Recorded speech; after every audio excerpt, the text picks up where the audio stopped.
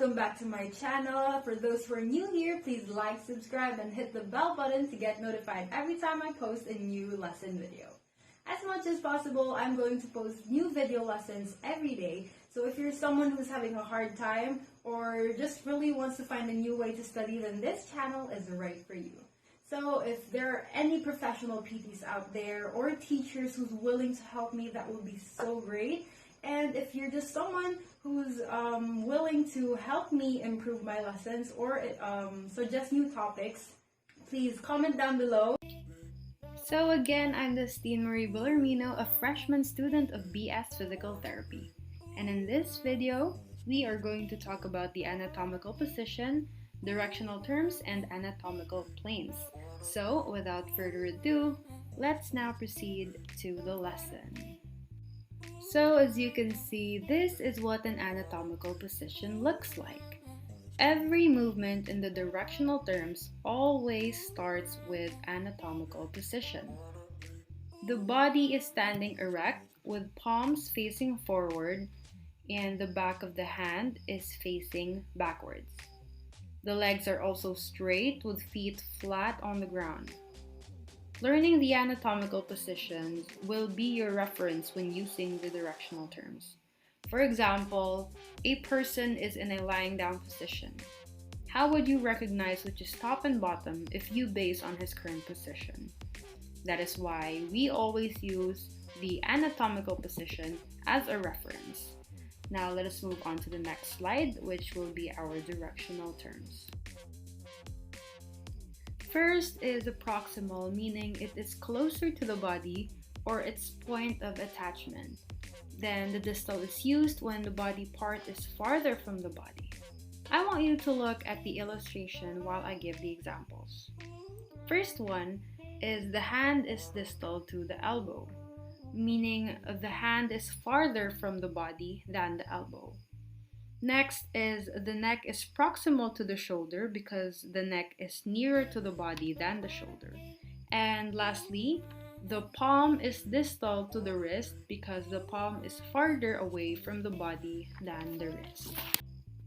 And next for this one, as you can see, I made a line in the middle, which is written as the middle line. So for our lateral, it means it is farther away from the median plane. And medial means it is situated in the medial part of the body, which means it's towards the medial plane.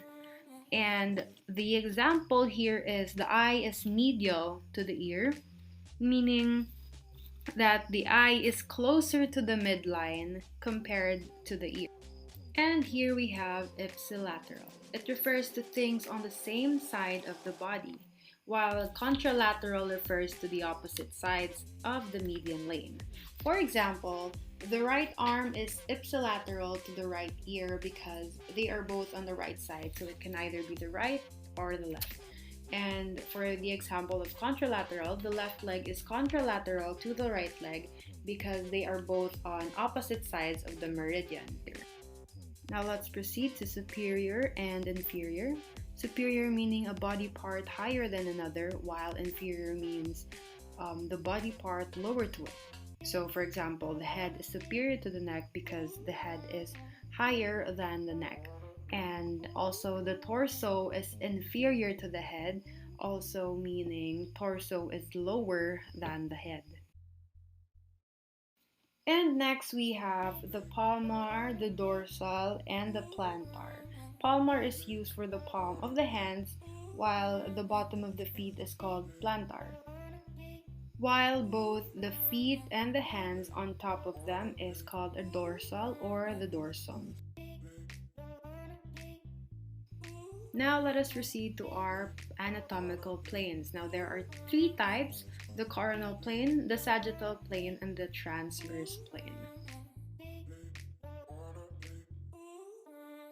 First up for our anatomical planes is the coronal plane. It is also known as the frontal plane. It's a vertical plane that divides the body from the anterior to the posterior part of the body. The anterior meaning front or the ventral.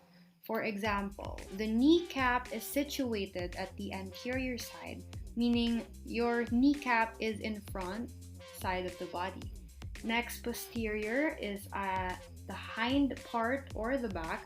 For example, a person's nape is located in the posterior part of the body. Therefore, the back of the neck is obviously in the back of the body. And then for the second type of plane, we have the sagittal plane. It is also a vertical plane, but this time it divides the body to its left and right sides. And in the layman's term, it is also called a side view.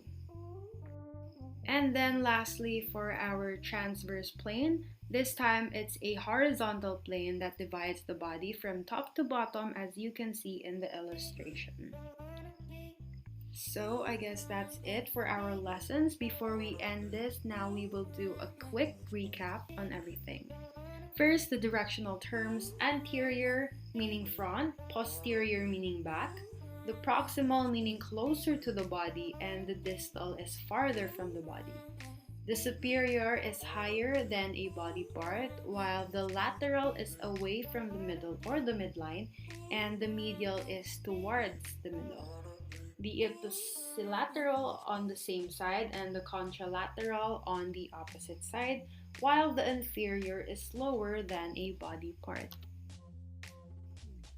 And then also for our planes, the coronal plane is a vertical plane that divides the body into its anterior and posterior side, which is the front and the back.